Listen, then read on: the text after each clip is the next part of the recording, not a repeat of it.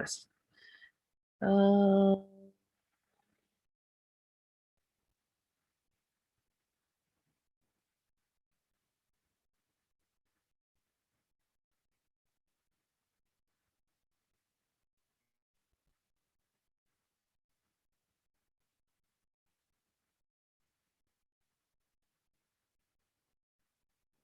Ah, ok, ya está.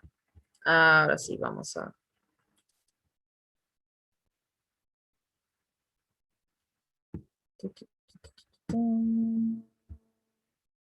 Okay.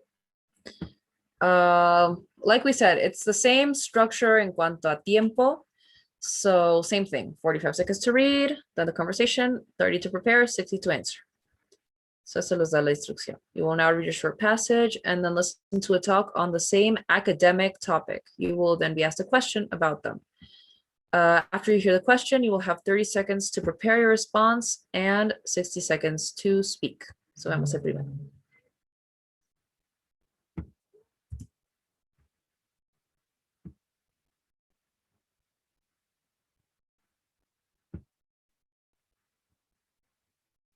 Yeah. So here we have the text. The first one, we're not going to time it. No lo vamos a cronometrar primero. Lo vamos a leer juntos todos. So does anyone want to volunteer to read the text?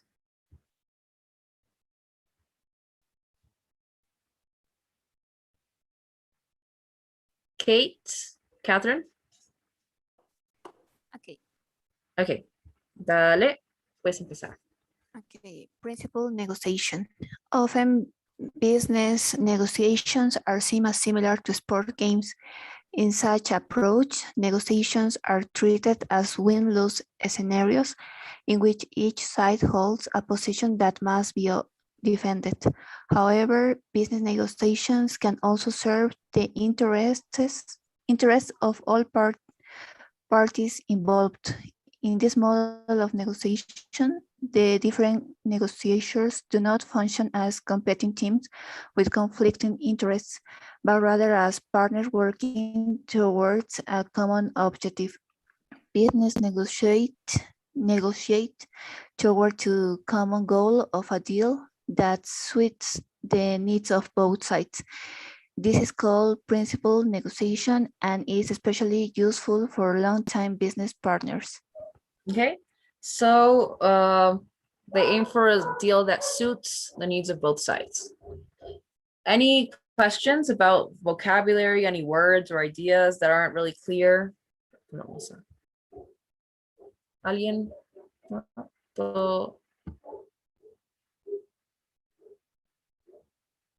Algo que les haya quedado un poco suelto de esto?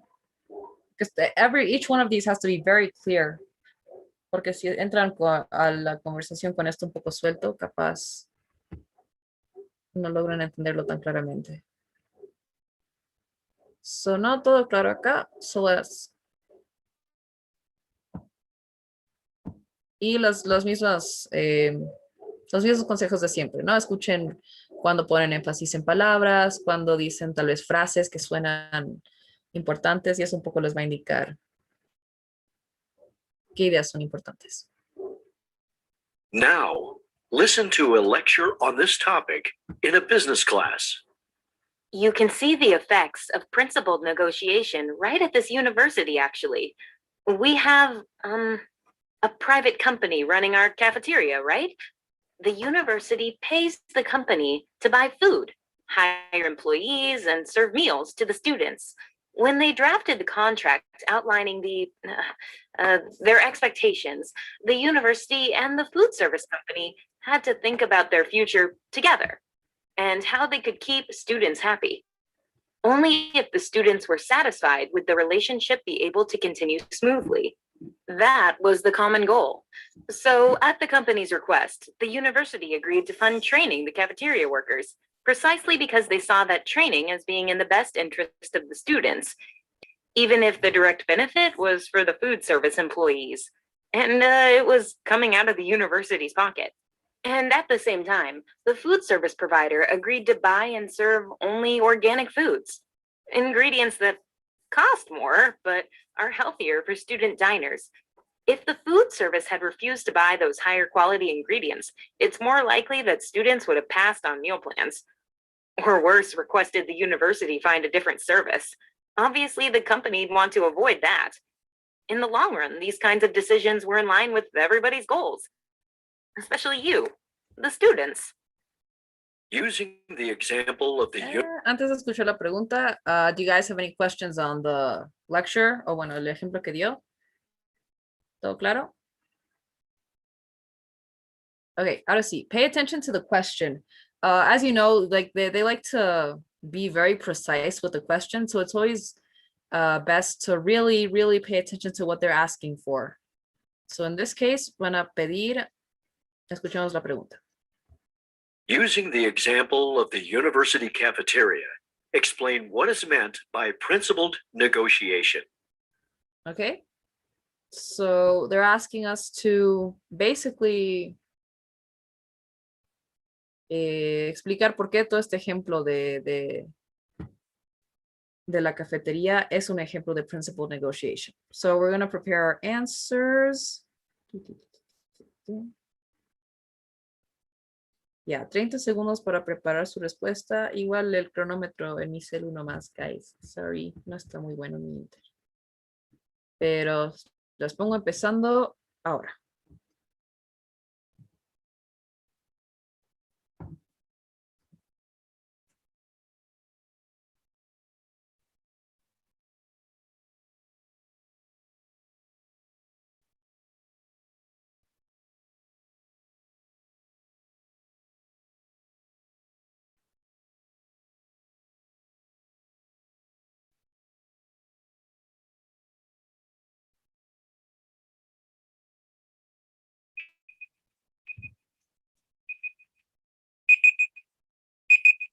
Okay, your 30 seconds are up.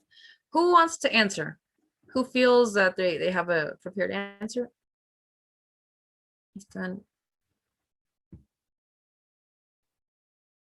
Who feels comfortable giving an answer?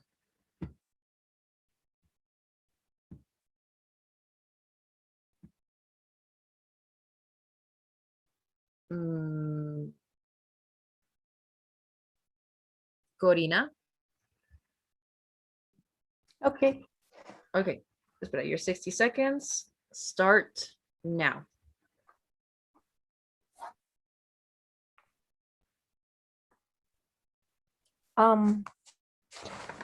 According to the reading, the principled negotiation, it's a concept that it's when both partners have an agreement that suits the needs of both of them.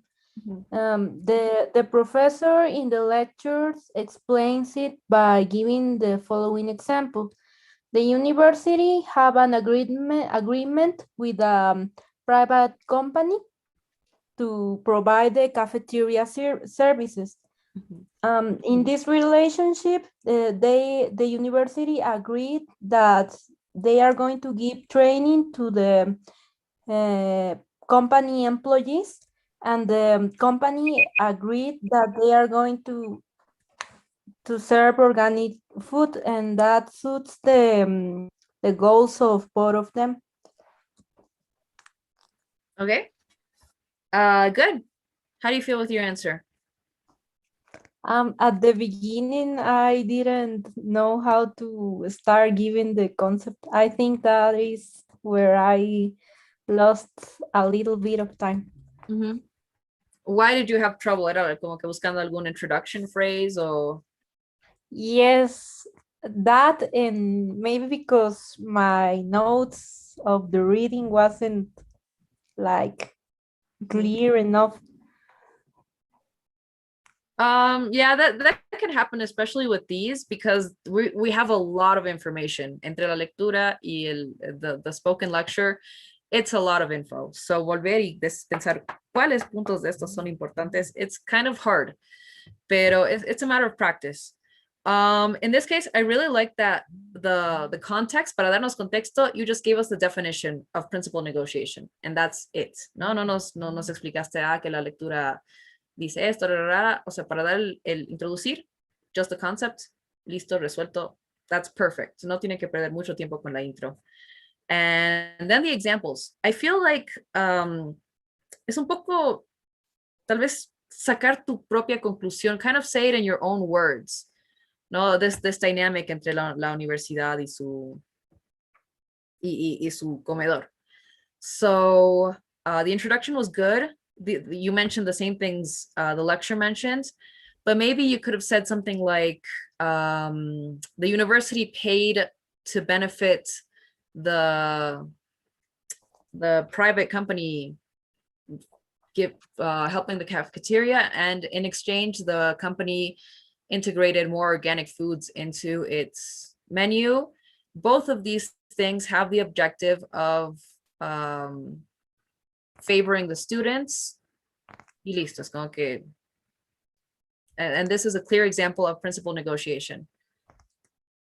So it's kind of interpretar un poco más, que se sienta un poco más la interpretación in the answer. But other than that, I think it was really good. The timing, everything. Okay, thanks. Does anyone else have an answer for this one? ¿Alguien más quiere responder esta?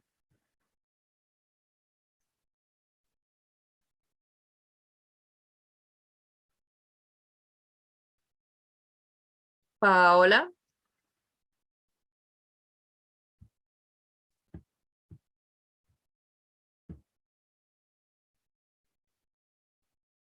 Yes, no. No, okay, so let's go on with the next one.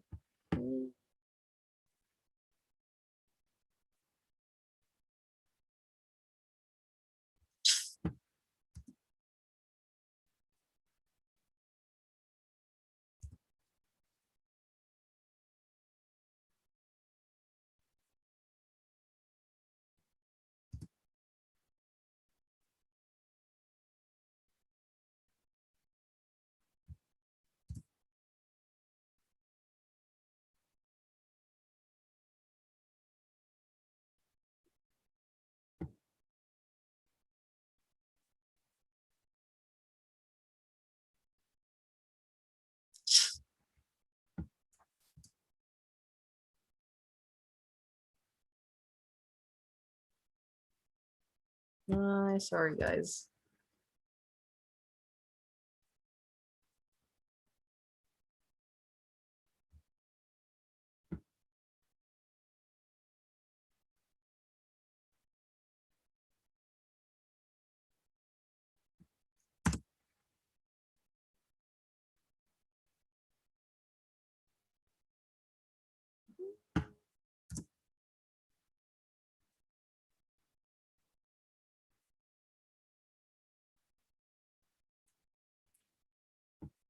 Conexión de internet. Why? Yep, pues. There we go, finally.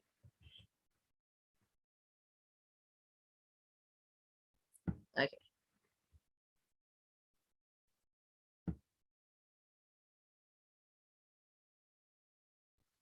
And let's see the next one. Yeah, same thing. Esta vez sí lo vamos a poner con cronómetro. We have 45 seconds to read the passage. Same thing. No necesito bajar. Entonces lo voy a dejar acá. It's about pictographs. So con eso ya tenemos una idea de qué va a ir. And your 45 seconds start now.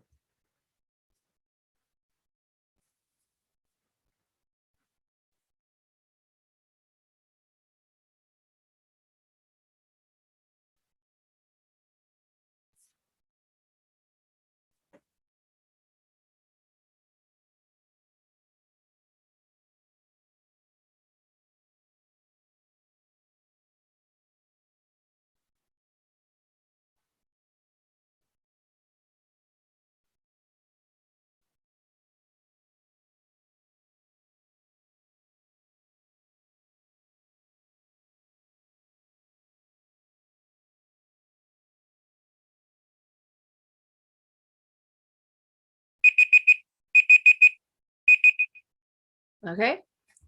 And ninguna pregunta o algo sobre este texto. ¿Todo claro? Okay, so we're going on to the conversation.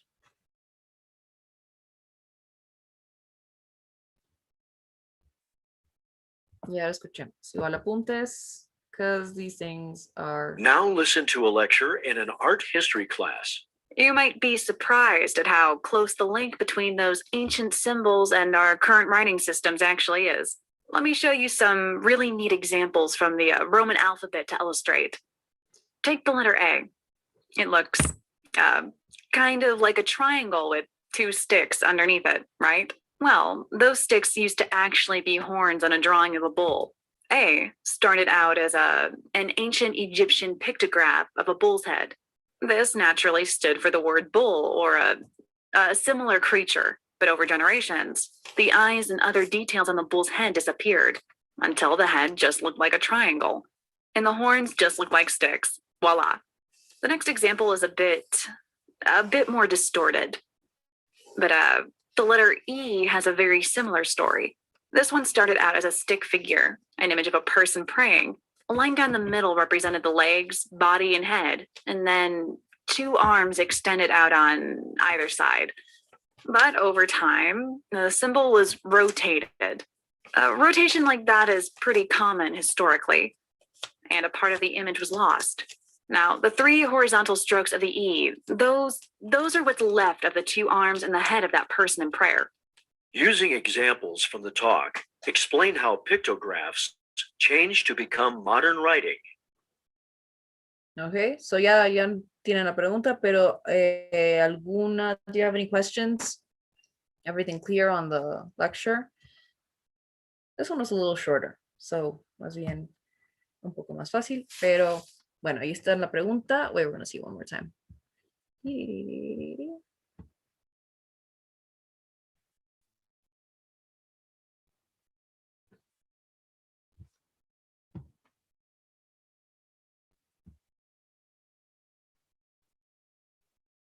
Okay, so the question again is, using examples from the talk, explain how pictographs changed to become modern writing.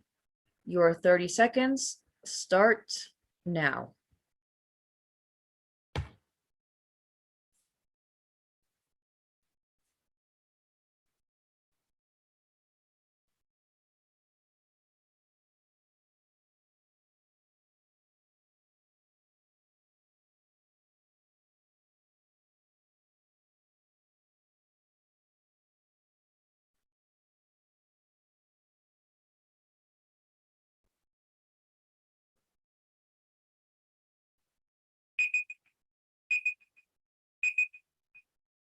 Okay, does anyone want to give their answer?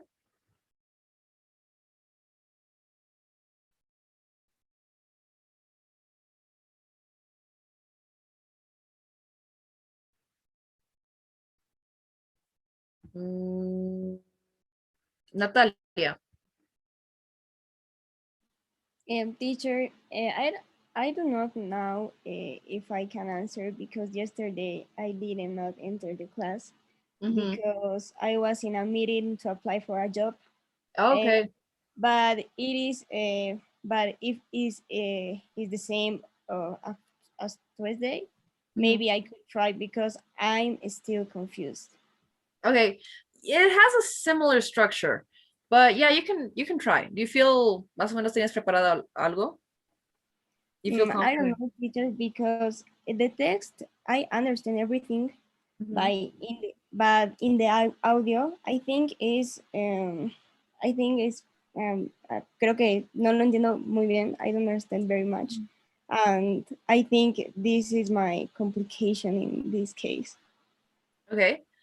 Yeah, the audios are usually the hardest part, especially if it's not un área de tu conocimiento. Like if they gave me an audio about biology, estaría cero a la izquierda. I have no idea what they're talking about. But it's, you gotta, hay que intentar. Want to try it anyway? Probar la respuesta y a ver, tal vez en base a tus apuntes del texto. Maybe in other case. No, Okay. no. in Ya, that con case. este no estás del todo lista. Okay, Yes, so no estoy muy segura en este. Tal vez en el siguiente sí, pero en este no mucho. okay. Yeah, no problem. Anyone else then? Que quiera probar con este? Melissa? Yes, but also I have problems with the audio, but I could try and let's see how it goes. Okay. So your 60 seconds start now. According to the reading passage, pictographs are pictures that represent a word or an idea, and this became the basis of modern writing. In the lecture, the professor further illustrates this concept by providing the example of how Egyptians are their alphabet, and they put example of a triangle that represent Ba, something like that. And then they put the example of E and how they represent like a person with two hands, something like that. I don't know. Okay. Y te faltaban 12 segundos. Okay, so it was a little short. But yeah, estaba ahí claro. At the beginning, you started out very strong, ¿no? Bien resumido the context. Bien introducido a qué nos dice in the lecture. But then in the examples, this one was a little, era medio odioso este audio en especial. Pero it gives us two very, very clear examples with two modern letters. So we have the letter A, que nos dice que parece un torito, y nos explica que originalmente eran los cuernitos del toro y que no sé qué. Eso, and you could, go a little bit more into detail about that. The letter A used to represent in ancient Egyptian symbols. And then she also mentions the letter E, that it used to be a person and then it rotated. No, la verdad no le entendí bien cómo era el dibujo.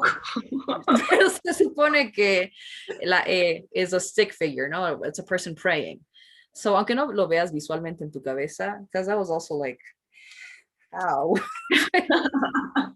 But you understand the concept, it represents a person praying, and then the image was flipped on its side. Sí menciona que lo rotan la letra, y ahora llega a ser la letra E que usamos en la modernidad. So, con dar esos dos ejemplos de las letras, and basically say, and these letters are now what we use in our day-to-day language. Sí, creo que se resumía bien. But you started out very well. Es más, los conceptos de esto. Sí. Es que creo que me pasa que cuando comienzas a hablar súper rápido, entonces yo tomo apuntes y es como que me pierdo. Entonces pienso que tengo que tomar como que palabras claves, porque aquí anoté, pero, no tenía nada, digamos. Entonces era como que, no sabía qué decir. Yeah, it's the excess of information and trying to pinpoint the best ones. David, yes? Yeah, I think he made a very good point. Don't try to write down everything, just the key points, the words that make you remember.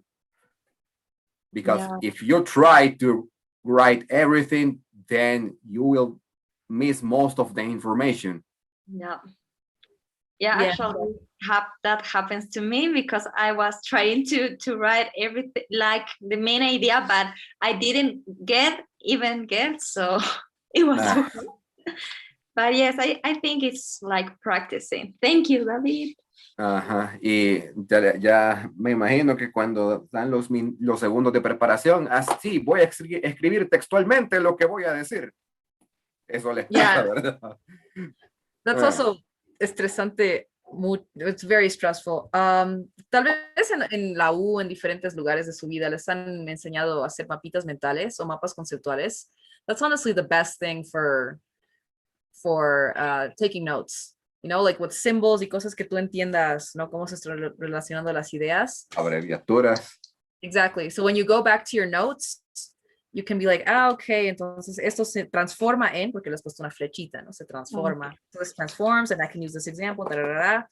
Mapas conceptuales son lo mejor de la vida. Sí. Actually, I divide my my paper into like in the reading and lecture, and then I write like what is the topic and the concept, and then, but yes, I have to practice in putting keywords. Yeah, it's a little the information. Think of it kind of as a game show sometimes. This is gonna be still Jeopardy or those game shows. Like where you're timed to give a question. Think of it as, no, it's always fun to, te entra más, I think, when you're having fun. So you can have your own little Jeopardy TOEFL exam in your house. Te pones cronómetro y respondes preguntas. Thank you. Yeah, thank you, Meli. I know this one was a little difficult. Okay, este más, creo que ese es el último que vamos a ver hoy día. Okay, so again, 45 seconds to read. The title is, y voy bajando mientras me dicen, The Decline of Greco-Roman Ideals in Art. So con eso en mente, 45 segundos para leer, empezando ahora.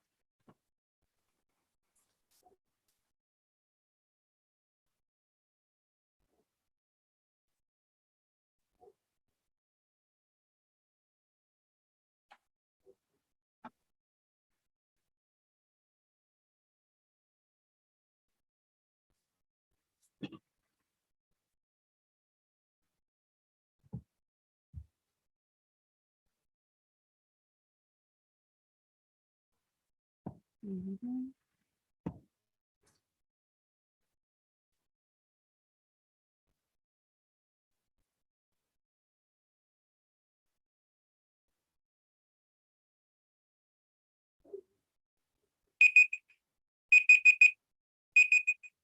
Okay, everybody finished reading?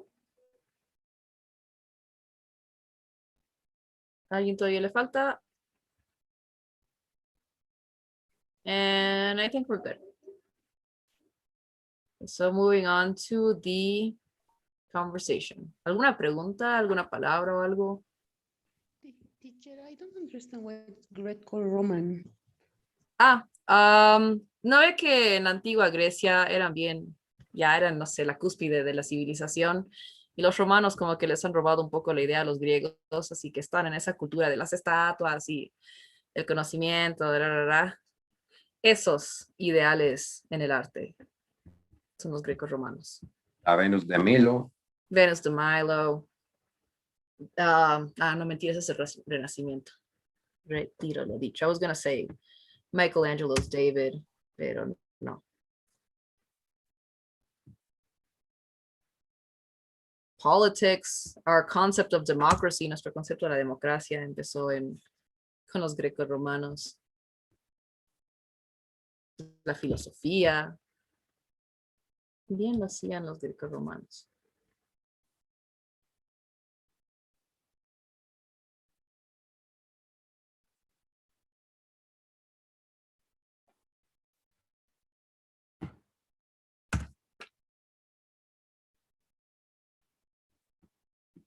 Aquí está. Ahora sí. And now we're going to listen to the lecture. So I know you guys, I know this is a little complicated, so mucha atención en estas cosas. And starting now. Now listen to part of a lecture in a class focusing on the history of modern art. Now, scholars sometimes like to say that in the 20th century, art based on Greco-Roman ideals of beauty and physical perfection fell totally out of favor thanks to the work of pioneering critics like Roger Fry. But today, I'm going to argue that this is actually an oversimplification. Now, paintings in the 20th century certainly became more abstract than at any other time in history. But in some ways, this had nothing to do with the work of professional critics like Roger Fry. I mean, I think it can be convincingly argued that the change in style was simply due to the invention of the camera. See, it was no longer necessary to turn to professional portrait painters to have one's picture taken. And for this reason, there was a gradual gradual decrease in the number of students who went to painting school. It was simply no longer important to spend years mastering technical painting. And instead, it became possible to produce highly abstract works meant to express, well, ideas. However, many of these ideas still had to do with the age-old Greco-Roman ideals. For example, Manet's painting, Luncheon on the Grass, which is sometimes called the first modern painting, it actually used images originally copied from an ancient Roman coffin. Pablo Picasso, a great abstract artist, also created several paintings reacting to Greek mythology. And to this day, advertisers and filmmakers often turn to Greco-Roman notions of beauty in order to entice audiences. In fact, many modern artists have reacted to too much abstraction in modern art and are returning to classical Greek and Roman themes in their work. So, the Greco-Roman tradition in art is far from dead. Using the points and examples from the lecture, explain how artistic standards changed in the 20th century. Okay, so there we have the question. We're going to listen to it one more time. But before we listen, ¿alguna pregunta? How do you feel about this lecture or this topic? ¿La han sentido un poco más fácil, menos pesadita, más clara? Sí. More or less. Okay. Okay, ahora sí vamos a escuchar la pregunta. Mucha atención con la pregunta, okay? The question is. From dead. Using the points and examples from the lecture, explain how artistic standards changed in the 20th century. Okay, so the main question is explain how the standards changed. Con ejemplos del lecture. 30 segundos para preparar. Starting now.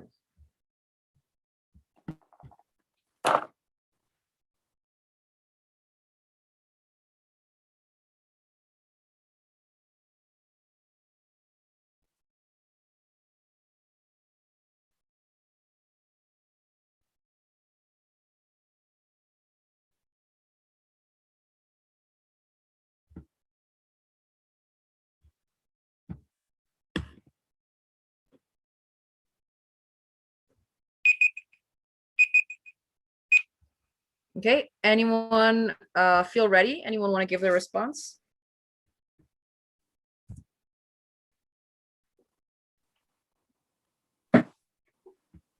¿Alguien que quiera sacrificarse? ¿Por qué sacrificarse? Because you look scared. Everyone looks terrified. Oh, I'll take a step. All right. El David se sacrifica. Okay, so your 60 seconds start now. According to the reading, Greco-Roman civilization reached the pinnacle of achievement in art. Due to this reason, the 20th century really showed these Greco-Roman ideals. However, the professor does not agree with this. In the lecture, she mentions that this is just an oversimplification. In the 20th century, many artists became to show abstract pictures. One example of this is Robert Fay. In addition, Pablo Picasso, a really abstract painter, began showing more grass, but too bad. Okay, sí, tu tiempo. But finish your idea. What did you want to say? However, he kept still using some Greco-Roman ideals and showing Greek mythology in his paintings. Okay. How do you feel with your answer? I got a little bit stuck and I made some pauses that led me to lose valuable seconds. And what moment did you feel unsure, or when did you like start to? I was hesitating at the beginning. I Mhm. think the lecture was much more clearer. Okay. Yeah, I do feel sí, un poco se podía haber precisado más ese concepto. Though I think the main issue here, because you mentioned all the examples, but what the question is asking for is to give your own explanation, or yeah, an explanation as to why it changed. You mentioned how it changed. No, it had certain standards, and then artists started to be more abstract.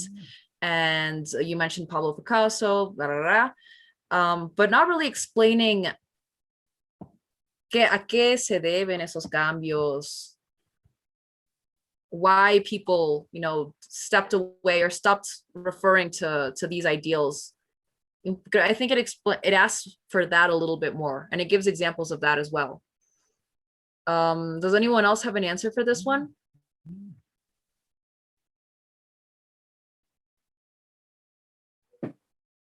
Does anyone want to try? Dani Valverde? Okay, but my voice is a bit up. Yeah. Okay, but I can try. Okay, so your 60 seconds start now. According to the passage, the decline of the Greco-Roman ideals of art started in the 20th century because it was being judged by the ability of art to evoke ideas and emotions. In the lecture, it's discussed that this change was due not only to this judgment, but also because of the invention of cameras, because it was no longer ideal to take portraits if you can only take pictures. So artists were able to explore different possibilities, being the abstract painting one of them. For example, Pablo Picasso, a great abstract painting, used Greco-Roman inspiration like Greek mythology. And that's why modern art it's also inspired in these Greco-Roman ideals, but with this modern touch of the abstract painting. Perfect. Excellent response. Really, really complete, really everything. How do you feel? Good, I guess. I have the chance to tell everything I write, but I also use some advices you gave to David to restructure my response. Okay, so could you tell us a little bit about how you structured it? What's your logic behind it? ¿Cómo las armado? Well, I started with the passage. So as the question said that we needed to explain the changes of the 20th century, I only focused on that because I also write about what it was in the 19th century, I guess, but I focused on that according to the question. Then, as the question said to how it changed, I used the example of the camera, which was the one that could explain the change. And then I've also tried to put also other examples that were in the lecture. Yeah, so good. So yeah, basically the whole thing is to how it's changing, and it's asking why, and it gives two very clear pinpoints. Igual al momento de hablar se les escucha, ¿no? Cuando menciona la invención de la cámara, the lecture, when she mentions the art critics and how their perceptions of art, started to change this philosophy. So esos eran creo que los dos puntos claves, and you mentioned both of them with great examples. So excellent. That was a really, really well structured response. And eso, yo creo que con eso acabamos la de hoy. Una más de estas. Does someone else want to give the response for this one? Una más de estas y acabamos.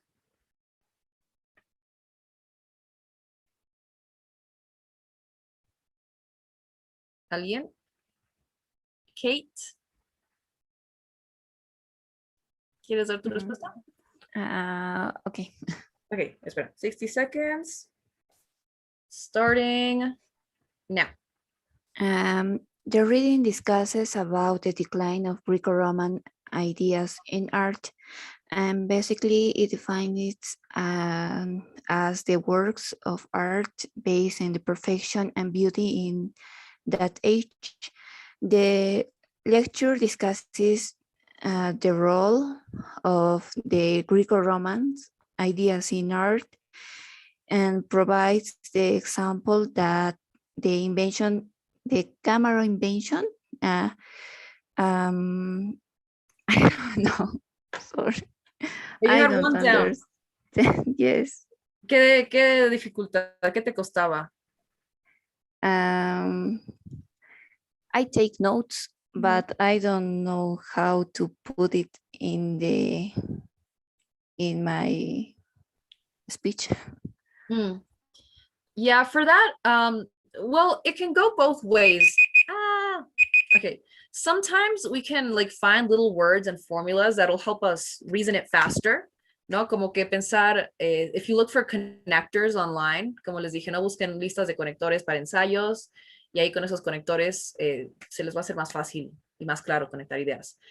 But also, ¿no? La fluidez de tus propias ideas en el lenguaje tiene que venir de naturalizarlo. Like, you gotta watch YouTube, watch Instagram, watch whatever, TV, movies, radio, podcasts, anything, but immerse yourself in the language para que tu razonamiento empiece a funcionar en inglés. Yes.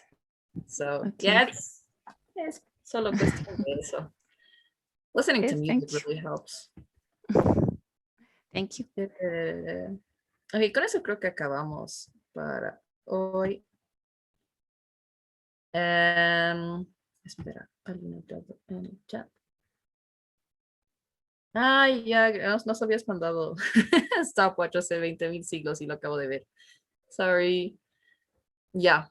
Pero bueno, any questions about these types of questions, about this part of the test? I have a question. In this type of question, it is more important to like deliver the message in a fluent way, like having the fluency and don't do a lot of pauses, or to mention like all the important points that the professor said in the lecture? Both, because when they evaluate, they're evaluating your delivery. You know, if you sound confident, if you sound like you know what you're saying, if you, yeah, pretty much if you have a proper use of vocabulary, but also if you've retained all the ideas from the text, if you're properly responding to them, if you can, you know, bring your own interpretations a partir de esas ideas, y evalúan ambas cosas. So it's a matter of ver las dos cosas. Okay, I was asking because maybe sometimes I get like, while I'm talking, a little bit nervous because I'm trying to mention everything, and maybe that affects the way I am talking and I start saying or that things. Yeah, for me at least, like in my experience, when I'm nervous during any presentation or exam, because a veces estás súper preparada, pero en los nervios no se te nota que estás preparada because you're like stuttering y estás así. Es no tomar un momento y admitirlo. And sorry, just give me a moment. I'm a little nervous, but I'm gonna get the hang of it. Sí, 2 segundos para decir, I'm nervous, 2 seconds. Y con eso ya, ¿no? Te das un poco más de seguridad a ti y le das a entender al otro, no es que no sé, solo estoy nervioso, ya, déjame. Kind of like that. So, eso. Okay, thanks. Okay, any other questions, comments for the class?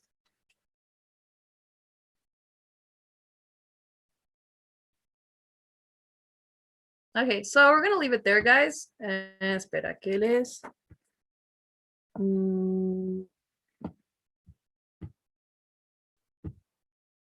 Les voy a sacar una foto a la asistencia.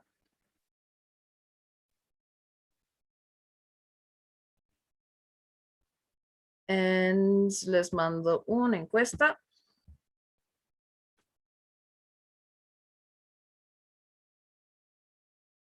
Y ya está. Y bueno, ya saben, chicos, llenan la encuesta y pueden irse saliendo. So have a nice weekend, you guys. It was a nice class today. It was nice seeing you guys. And I will see you next week. Bye, guys. Enjoy your weekend. Thanks, Miss. Bye, Bye. teacher. You too. Bye. Nice weekend, everyone. Bye, guys. See you.